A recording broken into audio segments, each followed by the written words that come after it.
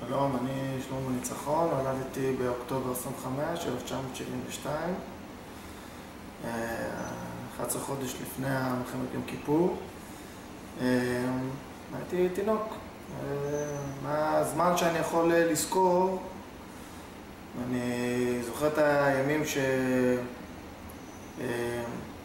הולכים לבית הקברות. אני קטנצ'יק, ואני מסתכל על הדודה והסבתא ואימא וככה, כולם גדולים ובוכים, ואני מחזיק את היד של סבתא שלי, ואני אומר לה, סבתא, יהיה בסדר, אל תדאגי, הכל בסדר, למה את בוכה? הכל בסדר, כאילו אנחנו כאן, אני אעזור לך, ויהיה בסדר, אל תבכי. כשהיינו יוצאים לבית קברות, אז היינו הולכים באחד הבתים ומדברים וזה הנרגע, ועוד שנה, אותו דבר, סבתא, למה את בוכה? הכל בסדר. אני הכרתי את אבא שלי, זה אבא שלי פה, מצבה של משרד הביטחון, השמות עם האותיות, אותם צבעים, אותם אותיות, אותם, לא משתנה כל שנה. זה אבא שלי, הנה הוא פה. זה מה שאני מכיר. והיו מגיעים כל שנה חברים של אבא שלי, זכרונו לברכה. הוא לי, אתה יודע, אבא שלך היה גיבור. ירמי, קוראים לו, עד היום הוא מתקשר אליי. הוא היה גיבור, כל פעם היה צריך חילוץ או התנדבות, הוא היה הולך, הוא היה גיבור. אתה אומר לו, כן ירמי, כן. תודה, כן. זה לא, איכשהו לא קשור אליי, כאילו. אני שמח שאתה מספר לי את זה, אבל כאילו, זה כמו שאני רואה סרט בטלוויזיה, סרט אקשן. הוא אומר, לא תדאג, כשאתה תגדל, אז אני אספר לך עוד שנה עוברת, וחבר של אבא שלי איציק, אתה יודע, אבא שלך, כולם אהבו אותו בשכונה. הוא היה הולך, כל הבחורות, וכל זה היה לו נשמה, ואתה יודע, הוא היה בצבא, באמת, הראשון שמתנדב. הזחלם היה הולך ומתאפק, פעם אחת הוא התעלף, ועוד פעם מתנדב. הייתי אומר לו, וואו, אמי, וואו, איציק, וואו. כל שנה, אותו דבר. בחיים הרגילים, שאתה צריך ללכת לגן ולבית ספר, ואתה צריך להיות כמו כולם. אין פה האוכלוסייה, ואף אחד לא מכיר בך בתור משהו שונה, שאין הדרכה. אתה צריך להילחם על הזכות שלך ועל המקום שלך במקום. זאת אומרת, אתה צריך להיות חזק, ואתה צריך להיות כמו כולם, ושאף אחד לא יבוא להגיד לך שאתה מסכן, ובתור ילד קטן, לא נתתי לאף אחד אי פעם לבוא ולרחם עליי, ומי אני ראיתי שניסה לספר לי את זה, כאילו מהזווית של ילד, שכאילו אתה בא לרחם עליי, אתה לרחם עליי, אני אסתדר. יש לי את אמא, אנחנו נסתדר, זאת הייתה הרגשה, וככה גדלתי למעשה, אמא הייתה, כמו שהיא אמרה, במצב לא פשוט, גם בנישואים השניים, ואני הייתי ילד חסיד פיקח, והסתדרתי עם הלימודים, איפה שלא שמו אותי, השתחלתי עם הלימודים, בסוג של survival mode, ובכל מצב עברנו מישראל לארצות הברית, השתחלתי והייתי, איפה שהכנסו אותי ולא הסתדרתי, הייתי נלחם, והייתה מוציאה אותי מהישיבה לבית ספר, ואיפה שצריך אני מסתדר, וללמוד אנגלית, ואתה אומר לי, אני סומכת עליך, אתה תסתדר עם השיעורים, אתה תסתדר עם זה, ואני הסתדרתי, אבל אתה יוצר לעצמך ממציאות של, אתה מסתמך על עצמך, כאילו, הייתי מדבר עם אמא המון, אתה נותנת לי המון אהבה, המון כוח, ושם בשבילי תמיד, בכל עניין ודבר, הייתה שם לצידי, אבל הייתי צריך להסתדר בלימודים, היא לא ידעה אנגלית, כי אנחנו הגענו לארצות הברית. מה נעשה? צריך להסתדר. מסתדרים, ממשיכים הלאה. ככל שהזמן גודל, אתה למעשה את השכול, אתה שם את זה בצד. כשאתה נפגש עם המשפחה, אתה איכשהו מרגיש בתחושת בטן שכאילו הם מרחמים איכשהו ומרגישים את זה. כאילו, אף פעם לא רציתי יחס מועדף, אף פעם לא רציתי יחס זה. בצד של אמא עם סבא וסבתא באמת היה שגדלתי עם הסיפור של השואה מהצד הזה. ועוד הפעם, יש מנגנון הגנתי כזה של אוקיי, אני שומע, בסדר, וזה זה כאילו עובר כאן, ואתה צריך להמשיך הלאה.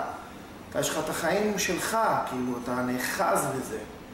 החברים שלך, והסביבה שלך, והחיים שלך, ושום דבר לא יזיז אותך מהכיוון שלך, ועם כל הכבוד לזוועות האלה, אתה צריך to maintain איזשהו סוג של שפיות מסוימת ולצעוד קדימה.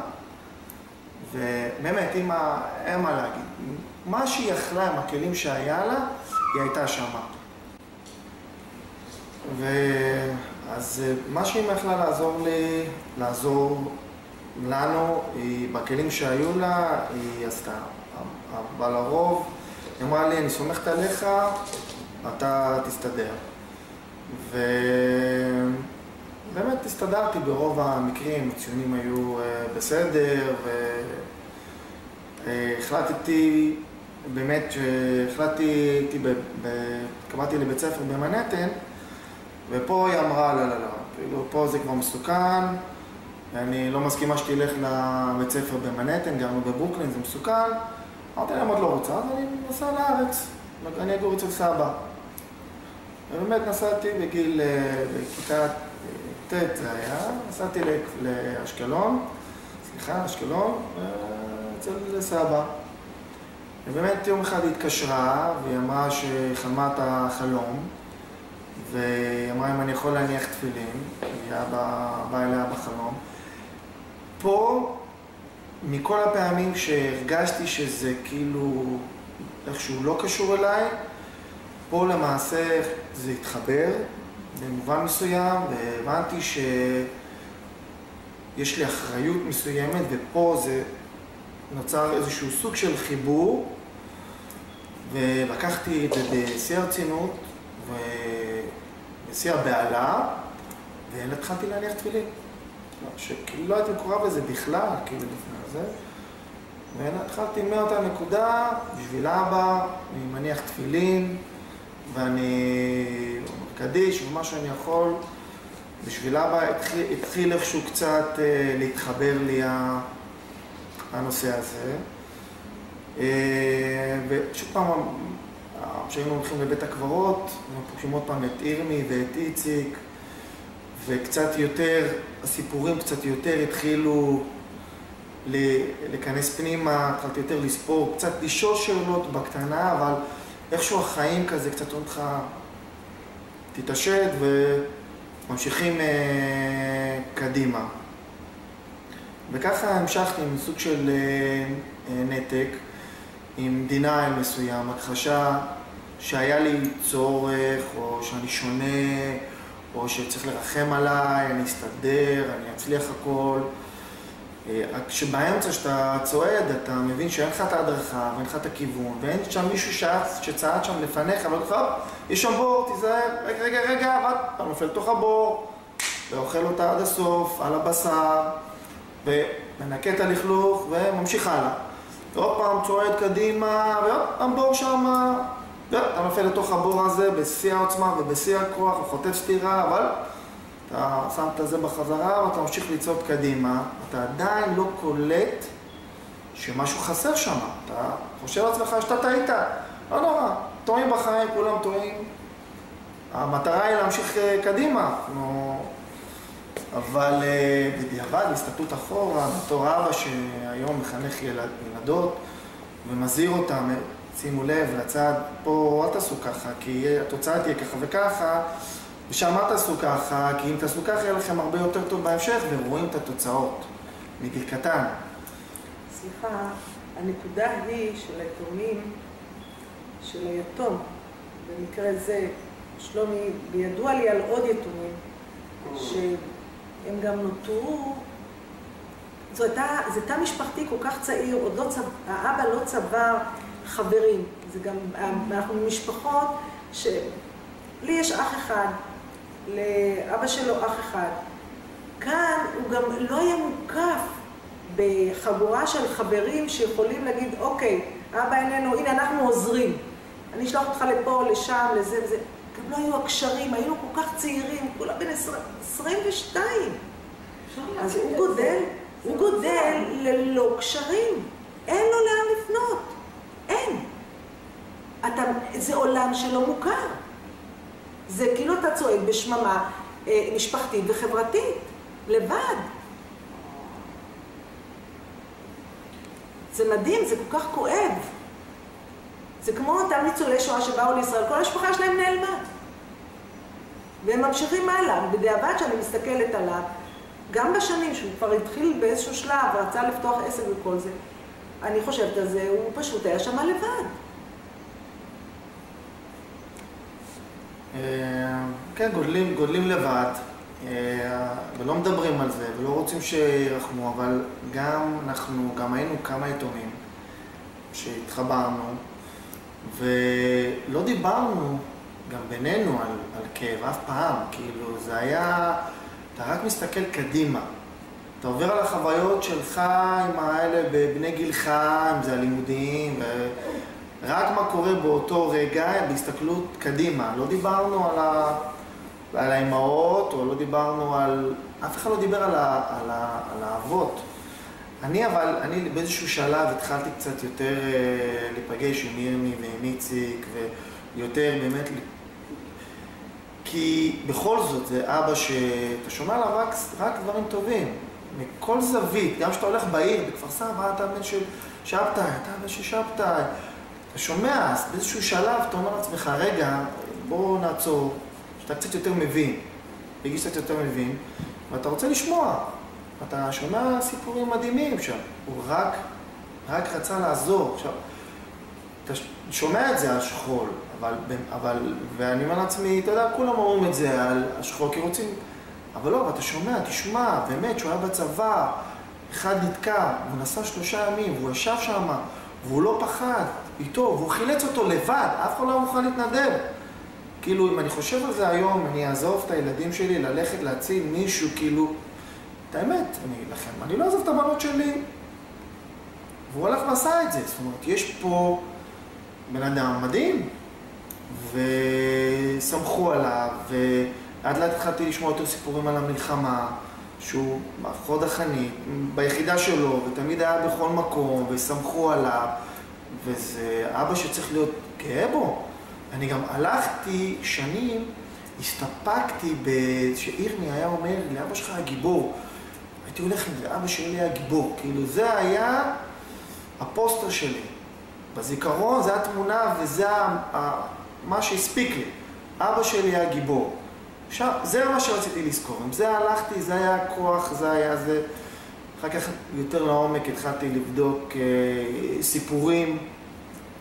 אחר כך הייתי הולך לבית הקברות לבד, כשהייתי מבקר, אז הייתי מספר לו. הייתי מתחיל לדבר על הקבר, כאילו, זה אבא שלי. זה אבא שלי, כאילו, כמו שאתה הולך לאבא, אתה הולך לבקר אצלו, זה אבא שלי. המצבה, באותם אותיות, באותם צבעים, הייתי כל פעם מסתכל על אותם אותיות ואותם כיתובים, כי זה מה שאני מכיר, מה שאני קטן. כאילו לספר לו, אבא, אתה יודע שעשיתי ככה, עשיתי ככה, אתה יודע שיש לי 2 ילדות, וקוראים להם ככה, וקוראים להם ככה, אני אביא אותם לפה שהן יהיו גדולות, ואתה תוכל לראות אותם. אתה מתחיל לספר, אתה מתחיל פתאום להתחבר למצבה. ואחר כך אתה לאט לאט מתחיל להתנתק מהמצבה, שזה אבא שלך, ואתה מתחיל ללכת איתו. אז במקום שהוא במצבה, הוא פתאום איפשהו איתך. אז אתה מתחיל לדבר איתו. אתה רוצה לעשות מהלכים, אז אתה מוצא את עצמך, אני יודע שאתה שומר עליי, אני אעשה ככה. ואני יודע שאתה איתי, אז אני אעשה ככה. עכשיו הוא מתהלך איתך. הוא איתך הלך. אותם צעדים שאתה מאמין שהוא שם והוא תומך ועוזר. ובאיזשהו שלב שהילדות, כבר עמדו הילדות, אני עדיין לא יודע מה זה אבא. זאת אומרת, אני שם קטנות. אני שם, מספק להם אוכל, מספק להם את הצרכים שהם צריכים. וכשהן גודלות, אתה מתחיל כבר, אתה צריך לתת להם דמות. אז איזה דמות אתה מתחיל לתת להם? אז עכשיו פה אתה מתחיל להסתכל קצת אחורה. אתה מחבר את הסיפורים, אתה מחבר את הדמות, את הבן אדם הטוב, את הערכים הטובים, אבא גיבור, הנה, ניתן להם, עכשיו אני כבר יודע בסיס מסוים, ודבר אחד שאתה לא מוותר עליו, זה שאתה ניתן להם אבא. וזה כל פרט ופרט מהדבר הכי קטן שיכול להיות, מהבתיה הראשונה, והחיתול הראשון, והצעדה הראשונה, והתמיכה, והשאלות הראשונות, והשיניים, בכל דבר אתה שם. אתה לא מוותר על שום דבר, לא פגישה עסקית ולא שום דבר לא בא לפני זה. והגן הראשון והפגישות עם המורה והתמיכה, ואבא, אבל אמרו עליי ככה ולא, ואתה צריך לתת להם את התמיכה ואת ההדרכה המתקנת כל שלב ושלב. אין מצב שהם יצטרכו משהו ואני לא אהיה שם. זה לא יקרה. וככה אני מגדל את הילדות שלי. אני חושבת שהמפגש שלו שהוא אבא, הוא הופך להיות לאבא. אני חושבת שכאן זה מפגש מאוד מאוד כואב. אתה מרגיש את החסרון של כל אותם דברים שיכולים להיות לך. הם פשוט לא שם. לא היו שם. כל מה שהוא נותן כאבא לא היה לו. ואני מהצד, כשאני מסתכלת, אני יכולה רק לבכות. אני שומעת את זה רק לבכות. את האובדן של הדברים היומיומיים, הדברים שעושים אותך, שבונים את האישיות שלך. אני חושבת שהיתומים חווים את ההורות דרך הילדים שלהם. שותפים לזה, הם נורא רוצים להיות שותפים לזה. לא כל הורה רוצה להיות הורה. פשוט הורה, כי נולד ילד. הוא לא יודע מה זה להיות הורה, הוא עסוק בעבודה, הוא כל היום בעבודה, אבל אני חושבת שיתום, מאחר הוא לא זכה להורה אחד, הוא לוקח את ההורות אחרת. יש שם משהו של תיקון. אבל אני חושבת שאני הייתי צריכה לעשות תיקון קודם, כדי שהוא יוכל לעשות את התיקון שלו. אז תוך כדי זה שאתה מגדל את הילדות ואתה עובר את כל החוויות היומיומיות, ואת החוויות של הגידול, כאילו, שלך באופן עצמי, מילד לנער, ומנער לבוגר, ומבוגר לאבא, ואתה מתחיל לראות את הסרט הזה במקביל. אתה רואה את עצמך בתור אבא, ומה אתה עושה עבור הילדים, ומה הם מקבלים, ואתה מסתכל פתאום אחורה, במקביל, ואתה אומר, רגע, אני את כל זה לא היה לי. רגע, זה אבא למעשה, כאילו, אני עכשיו, זה למעשה התפקיד של אבא, היינו, רגע, זה לא היה לי את זה. ואת זה לא היה לי את זה, ואתה פתאום באמת מתחיל להבין מה הפסדת. ושמע מוזר, אבל אתה למעשה גם מתחיל איכשהו להתחבר לשלומי הקטנצ'יק הזה שדחק את כולם, ואתה מסתכל עליו ואתה מתחיל לרחם, כאילו, אני בתור בוגר מרחם על עצמי בתור ילד, על השלומי הקטנצ'יק הזה, ואני מתחיל להגיד לו, תשמע, אתה עברת, כי אני למעשה, כמו הילדות שלי, אני כאילו מדבר לילדות שלי, כאילו עוד ילד שאני מדבר עליו. לא היה לך את זה, כאילו, אתה יודע, תסלח לעצמך, אם קצת נפלת פה, קצת נפלת שם, לא נורא. כי אתה הולך עם תחושה שכל מה שאתה עושה, כל הנפילות, אתה אשם. אתה הובלת את זה, כאילו... ועכשיו שאתה קצת יותר מבוגר, יותר בוגר ומבין, אתה אומר, רגע, לא, אף אחד לא היה שם להרדיך אותך. תפסיק לכעוס על עצמך, תפסיק... כי תקופה ארוכה, העברתי את אמא שלי, אני חושב, לא ארוכה, אבל די קצת גיהנום, כי היה לי הרבה כעסים, כי היה שם את ההרגשה האמביוולנטית של מה אני הפסדתי והחוסר הדרכה, ואיפה אני נמצא היום ביחס למה שאני רוצה להיות, וכל פעם אני בא לאמא, אבל יכולתי ככה, ואמא, אבל יכולתי ככה, אבל אלה הכלים שהיו, זה מה שהיה, כאילו, לא יכולת להיות אחרת, זה. That's it, you know, כאילו, אתה צריך איכשהו לקלוט את זה ולהבין את זה שבכלים שהיה לנו, היא בתור אימא שעזרה כל כוח אפשרי לתת לי, תשמע, יכלה לנטוש, זה, לא, היא לעולם, מה שהיה צריך להילחם מלחמה בציפורניים, לתת לי את מה שצריך, אם זה אוכל וביגוד וחיים נהדרים מעל ומעבר בכלים שלה, אין לי שום תלונות. את ההדרכה ואת הדיטלים שצריך לעבור, היא הייתה, איך אומרים, היה לה כבר הרבה משלה כבר שאתה צריכה לזכור, אז איכשהו בכוח הרזרבי, בזמן האחרון אנחנו מדברים הרבה על זה, זאת אומרת, זה נפתח וצועקים אחד על השני, כאילו, והיא מקבלת את הכעס שלי ממדינה, והפוך, לפעמים אני כאילו די מרגיש רע שאני אומר לה את הדברים, כי יש איזשהו כעס כזה שהוא יוצא עכשיו, שאתה מבין מה הפסדת. היא לא אשמה, אז פתאום אתה אומר, אבל היא לא אשמה, אז על מי אני צריך לכעוס? אז אני כועס על אבא שלי. איך הלכת? איך עזבת אישה עם תינוק? איך? אני מנסה עכשיו, אם אני כאילו שם את עצמי בנעליים שלך, איך? מה עבר לך בראש ברגע הזה שבשנייה החלטת שאתה הולך? כאילו, חשבת על התינוק? חשבת מה הוא יעבור עוד 40 שנה? או אני הולך? ואיך ירמי שכנע אותו? לא, כן, כאילו, נכון, וירמי אמר לו, אל תלך באותו ערב, תישאר איתי, נלך ביחד, חברים, לא. אז אני צריך לכעוס עליו? אני לא נכעס עליו. נכעס עליו. אבל הוא לא פה, הוא לא יכול לענות לי. הוא לא יכול... הוא הלך להגן, אז אחר כך אתה אומר, אבל הוא הלך להגן על המדינה. אז אני נכעס על המדינה? נכון? היא שלחה אותו?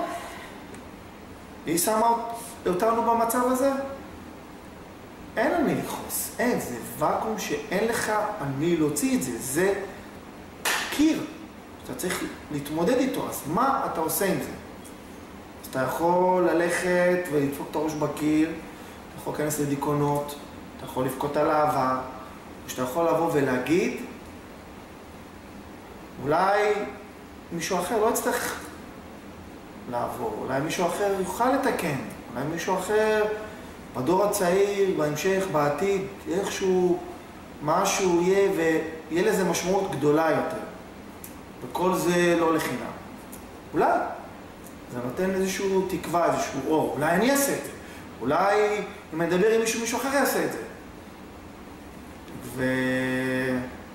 אבל אתה לומד איכשהו לחיות עם הוואקום הזה, בשלום, איכשהו תשים את זה, ואתה מתחיל איכשהו להבין כי אתה מתאר את זה שאתה בתור ילד, אתה הולך בתוך ערפל כזה שחור.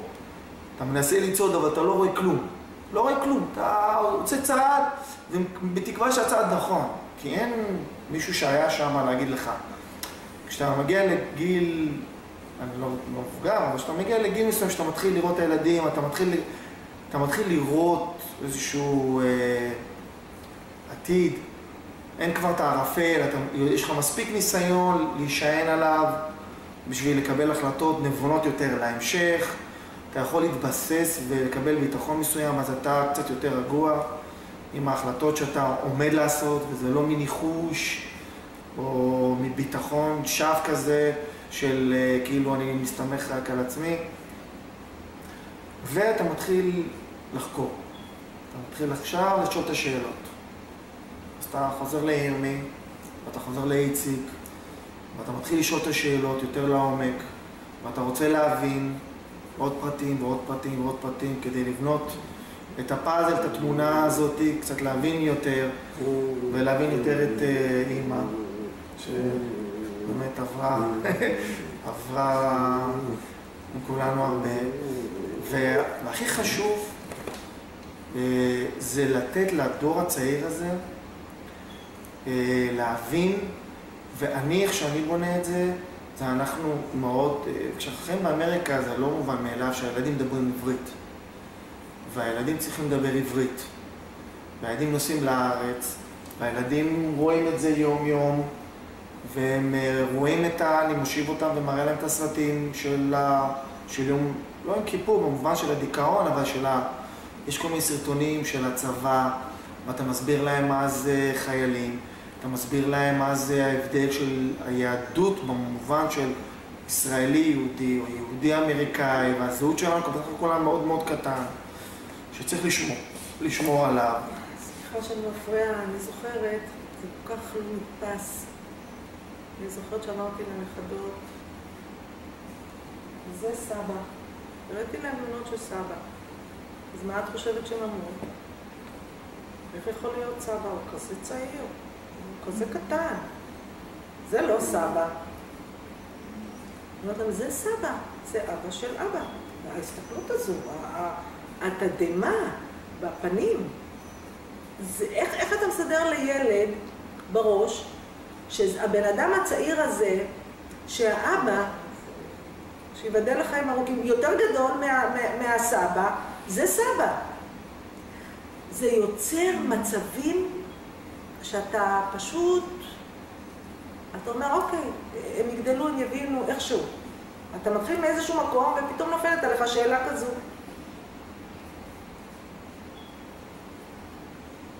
אבל ממשיכים ומסבירים עוד צעד, ומספרים את הסיפורים ועושים טקסים.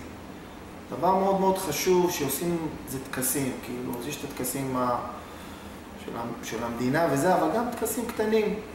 להדליק נר ביום כיפור, לכתוב לסבא, תכתבו מה שאתם רוצות, לכתוב לסבא, ואנחנו שמים את זה פה, זה יושב ביום כיפור, בטקסים. אז גם יש את הטקסים הממלכתיים של המדינה, וגם טקס קטן שאנחנו עושים פה, וגם הולכים לקבר, אז זה מתחלק. טקס ששנה שעברה, איזה גאווה, באיזה גאווה הם עומדו שם. זה, אם את רוצה להעביר, אם אתם רוצים להעביר לדור הצעיר של המשפחות האלה, אתה נותן להם תחושה מחברת ומקשרת, משהו ככה, אני ככה נכנס פנימה, כי אני הסתכלתי על הנכדות שלי וראיתי אותם שם עומדות, וראיתי איך הם עמדו שם, אחר כך שאלתי אותם, כל זה לסבא שלי? הוא היה כזה? כן? זה לא רק סבא שלך, זה עוד כמה סבים, אבל כן, הם היו כאלו, וזה מה שמגיע להם. אוי, זה משהו, את הרגש, אלה הם עדיין את המילים, את המשפטים, להגיד ולהביע את מה שהם מרגישים, אבל את חשה שמשהו התחבר להם ככה בפנים, יותר מכל מילה אחרת, ומה שעושים, הסיפורים האלו, מה שאנחנו צריכים להעביר לדור הבא, זה. בפירוש זה, מתכסים, כמו שהוא אמר, מתכסים, זה צורב בבשר. כן, אין מה לעשות, זה הרחם בסך הכל, זה כמו פאזל קטנצ'יק של מלא חלקים קטנים. ואתה המון שנים בתור ילד, העברתי את זה כאילו רק לזוז קדימה, זה עבר במין כזה וקום, רק לעבור קדימה. היום זה הפוך, היום זה לעצור ולעבור על הדיטיילים ולהסביר כל דבר וכל שאלה, ומה זה חייל, ומה זה ארץ ישראל. וזה חשוב, למרות שאנחנו גרים פה, כי למעשה אבא שלי נלחם עבור זה. זה הדבר היחידי שאני יכול להתאפס בו. אם הוא חי ומת בשביל זה, אז יש לזה משמעות מאוד מאוד גדולה, וזה חייב ללכת איתנו לאט, כאילו, זה עשה אותנו מה שאנחנו היום. וזה, זה מה שאנחנו מעבירים. אנחנו באמת מלמדים אותם, גם להשפיע בבית ספר, וגם בצופים, ומה שאפשר לעשות. זה מה שאני מעביר לילדים שלי קדימה. ומה שאני רוצה להגיד, ומתאומים מסתכלים על זה, זה כמו שאני התהלכתי המון שנים בכאילו, אל תרחמו עליי, ולכן אנחנו לא מדברים על זה, וזה סוג של קוד אצל היתומים, לפחות מי שאני הכרתי, או חלק מהשכול, כאילו אל תרחמו עלינו, אנחנו בסדר, זה לא דבר שצריך כאילו לחשוב עליו בצורה כזאת.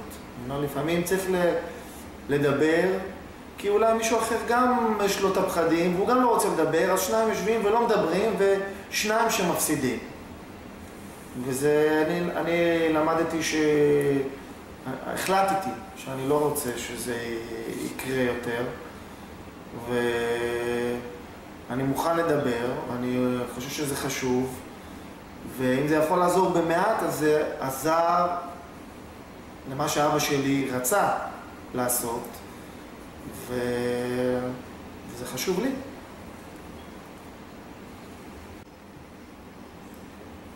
הסכמתי לאפשר להציץ לתוך חיי, לתוך עולמי, אל אותה שרה שעברה את כל התהליך הזה ממלחמת יום הכיפורים. מהמקום שאני נמצאת בו היום, אם יש משפחות כמונו שהן אלמנות ויש יתומים, חשוב מאוד לדבר על זה, חשוב מאוד לחשוף את הסיפור האישי עם כל הכאב ועם כל המרחק, כדי שהבאים אחרינו, הילדים, הנכדים, יהיה להם איזה לפיד ללכת איתו, שהבעלים שלנו לא הלכו לשווא. זה שלא הלכו לשווא זה בטוח, אבל שיזכרו אותם, כי אני הדור האחרון שיודע, שהכיר אישית את אותו חייל צעיר שהלך עם חיוך ועם הרבה רצון ועם הרבה אמונה ועם הרבה אהבה להציל את המולדת. אין הרבה היום כאלה, אין. וזה מאוד חשוב שיהיה לנו דורות של ילדים שתהיה להם אהבת מולדת, שירצו ללכת ולשרת בה ולחיות בה ולפדות אותה. ובזה אני מסיימת, ושיהיה לנו חג עצמאות שמח. אני רוצה לסיים תראו, חיילים שהולכים, שהחליטו, יש כאלה שהכריחו אותם, הרבה החליטו, במיוחד במלחמת יום כיפור, על דעת עצמם לקחת טרמפים וללכת להילחם ולמות עבור המדינה שלנו. יש במדינת ישראל, למרות שאנחנו חיים בחול, והשכול הוא לא משנה אם הוא בישראל או פה, לכולנו ב100% יש את הביטחון ואת הרגשת האהבה הזאת למדינת ישראל. אין בן אדם שלא רוצה ללכת אחרי איקס זמן לבקר בירושלים, בבית שלו, עם החברים שלו, יש איזושהי זיקה, יש איזשהו ביטחון, שזאת המדינה שלנו, עם כל הקושי שהיא עוברת, עכשיו סוג של, אני קורא לזה עדיין חבלי לידה, היא עדיין בכל זאת מדינה צעירה. והם שילמו מחיר יקר, הכי יקר. כל החיילים, אבא שלי בתוכם, כל החיילים, המשפחות שילמו את המחיר הכי יקר שיכול להיות.